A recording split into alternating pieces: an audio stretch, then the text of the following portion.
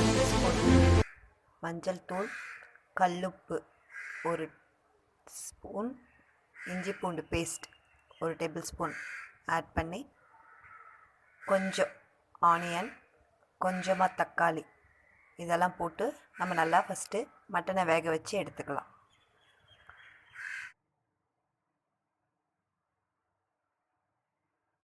குக்கரில் 3 விசில் வச்சுக்கலாம். 3 விசில் வந்ததும் ஆஃப் பண்ணிடலாம். மட்டன் நல்லா வெந்துருச்சு. இப்போ இதை சூப் எடுத்து கூட குழந்தைங்களுக்கு தரலாம். ரொம்ப ஸ்ட்ரென்த்து. பாருங்கள், நல்லா வெந்திருக்கு. 3 விசில்லேயே நல்லா வந்திருக்கு மட்டன். இப்போ நம்ம இதை தாளிச்சிக்கலாம். 2 டேபிள் ஸ்பூன் ஆயில் விட்டுக்கலாம். ஆயில் நல்லா ஹீட் ஆனதும் பட்டை 4 பட்டை துண்டு, கிராம்பு, 1/4 டீஸ்பூன் சோம்பு இதெல்லாம் ஆயிலில் போட்டு நல்லா தாளிச்சிக்கலாம். பட்டை சோம்பு எல்லாம் பொரிஞ்சதும் ஆனியன், ஒரு ஆனியன் நல்ல பெரிய ஆனியனாக சின்னதாக கட் பண்ணி பொடிசாக கட் பண்ணி அதையும் இதில் சேர்த்து எண்ணெயில் சேர்த்து வதக்கிக்கலாம். நல்லா வதங்கணும். ஆனியன் நல்லா வதங்கணும். அப்போ தான் நல்லா டேஸ்ட் கொடுக்கும். நல்லா ஆனியன் நல்லா கண்ணாடி பதத்துக்கு நல்லா வதங்கணும். இஞ்சி பூண்டு பேஸ்ட் 1 டேபிள் ஸ்பூன் ஆட் பண்ணிக்கலாம். ஏற்கனவே மட்டனில் கொஞ்சம் ஆட் பண்ணியிருக்கோம். தக்காளி 3 தக்காளி, மீடியம் சைஸ் தக்காளி, அதையும் நல்லா பொடிசாக கட் பண்ணி அதையும் சேர்த்து நல்லா வதக்கிக்கலாம். கூடவே கல்லுப்பு கொஞ்சம் தேவைக்கேற்ப ஆட் பண்ணிக்கலாம். ஆட் பண்ணி தக்காளி நல்லா வதங்கணும். பாருங்கள் எந்த அளவுக்கு வதங்கியிருக்கு. இந்த அளவுக்கு தக்காளி நல்லா வதங்கணும். குழம்பு மிளகாய்த்தூள் ஆட் பண்ணுறேன்.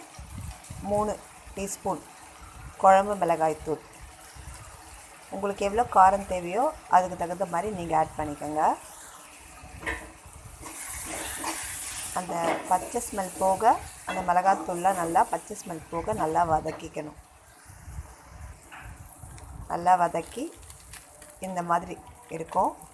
இப்போ மட்டன் மசாலா கொஞ்சம் ஆட் பண்ணிக்கிறேன். 1 ஸ்பூன் அளவுக்கு மட்டன் மசாலா.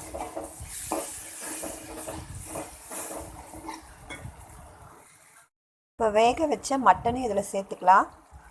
நம்ம குக்கரில் வேக வச்சோம்ல, அந்த மட்டன் இதில் சேர்த்து நல்லா கொதிக்க விடலாம். நல்லா கொதிக்கணும். ஒரு 10 மினிட்ஸ் இல்லை 5 மினிட்ஸ் நல்லா கொதிக்கணும். உங்களுக்கு எவ்வளோ தண்ணி தேவையோ அதுக்கேற்ற மாதிரி நீங்கள் தண்ணி ஆட் பண்ணிக்கோங்க.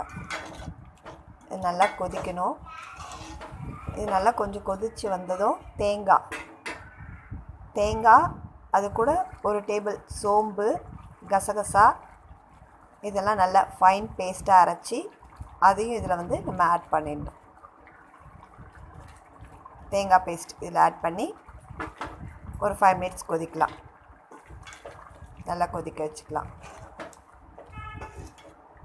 கொஞ்சம் கொதித்ததும் கொத்தமல்லி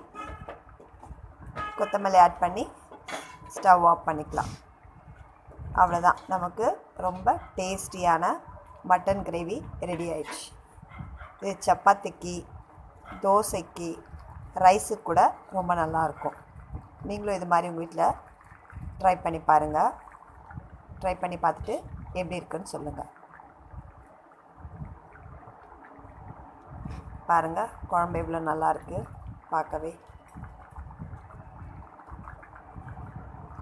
இப்போ நான் தோசை கூட தான் இதை சாப்பிட போகிறோம். அவ்வளோதான், நல்ல டேஸ்டியான மட்டன் குழம்பு ரெடி ஆகிடுச்சு.